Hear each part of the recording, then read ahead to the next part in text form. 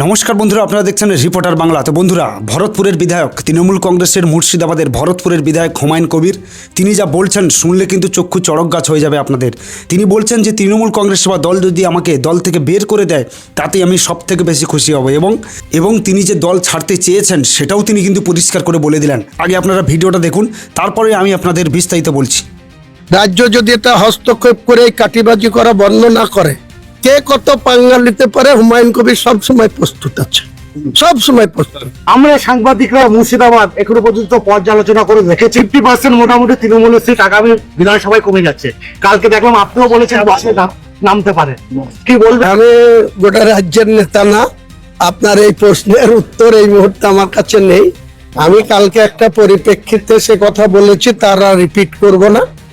সময় আসলে election commission যখন বিজ্ঞপ্তি করবে, তখন রাজনৈতিক দলগুলোর যখন মোটামুটি যে বিজ্ঞপ্তি অনুযায়ী যে শিডিউল ঘোষণা হবে, সেই শিডিউল অনুযায়ী যখন প্রার্থীর ফেসগুলা দেখব, তখন এই কথা বলার সময় উপযুক্ত সময় হবে, তখন আপনাদের রিয়াকশন দেব। কিছু বিধায়ক আর কিছু সাংসদের উপর আপনারা তো কানেক্ট আছেন। আমাকে কেউ ঢিল মারলে আমি তাকে পাথর মারি, এটাই আমার পারাবরের অভ্যাস।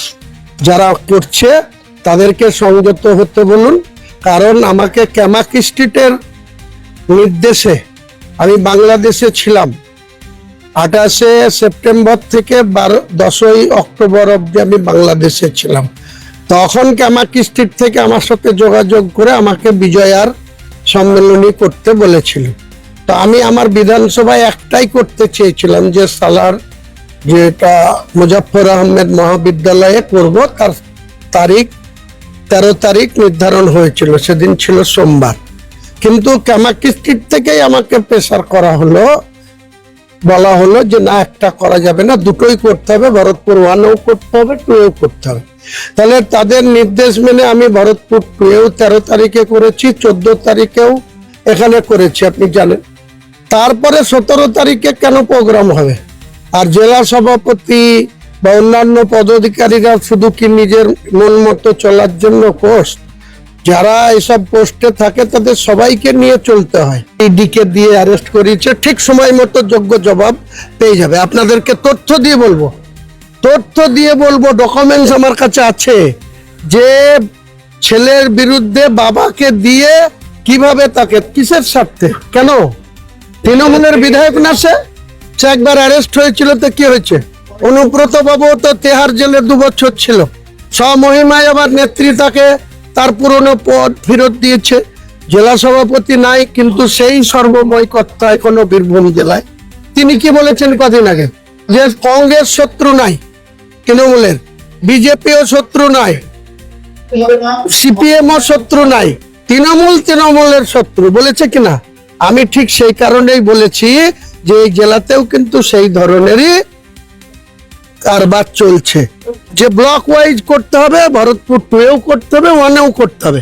তাহলে আমি 13 তারিখে প্রোগ্রাম করলাম, 14 তারিখে করলাম, তাহলে 17 তারিখে সে জেলা সভাপতি হয়ে এরকম দায়িত্ব জ্ঞানহীন সে কেন এখানে করলো? সে প্রোগ্রাম করতে, তার তো খুব কাছের লোক 2জন সভাপতি আছে, জজ, আর এধারে আরেকজন উকিল, না সেও আবার SDGM, তারা জানে। তা সেখানে যেই মারালো না, এখানে কি করতে আসলো? ভরতপুর 1-এ কি করতে আসলো? কাটিবাজি করা। কাটিবাজিও যত করবে, আমি তো বলেছি, রাজ্য যদি এটা হস্তক্ষেপ করে কাটিবাজি করা বন্ধ না করে, কে কত পাঙ্গা নিতে পারে হুমায়ুন কবির সবসময় প্রস্তুত আছে, সবসময় প্রস্তুত। তো বন্ধুরা, আপনারা ভিডিওটা দেখলেন। হুমায়ুন কবির তৃণমূলের একজন বিধায়ক, এবং আমরা এর আগে প্রচুর ভিডিও ওনার দেখেছি, তিনি পরিষ্কার করে বলেছেন।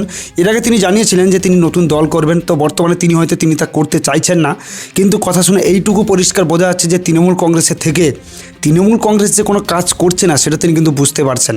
তিনি হয়তো চেষ্টা করছেন কোনো কিছু কাজ করার, কিন্তু এই যে গোষ্ঠীদ্বন্দ্ব বলে একটা জিনিস রয়েছে, যেটা তৃণমূলের সব থেকে বেশি রয়েছে, তো সেখানে তার কোথাও মনে হচ্ছে যে তৃণমূল কংগ্রেসের থেকে কোনোভাবে আর কাজ করা সম্ভব নয়।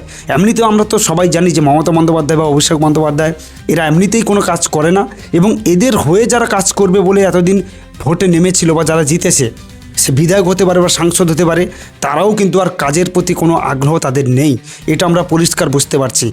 তাই হুমায়ুন কবির যা কথাটা বললেন সেটা আপনারা শুনলেন, এবং কোথাও গিয়ে মনে হচ্ছে যে আগামী দিনে হয়তো মুর্শিদাবাদের ভরতপুরে হুমায়ুন কবির টিকিট নাও পেতে পারে। আপনাদের মতামত অবশ্যই জানাবেন। সবাই ভালো থাকবেন, সুস্থ থাকবেন।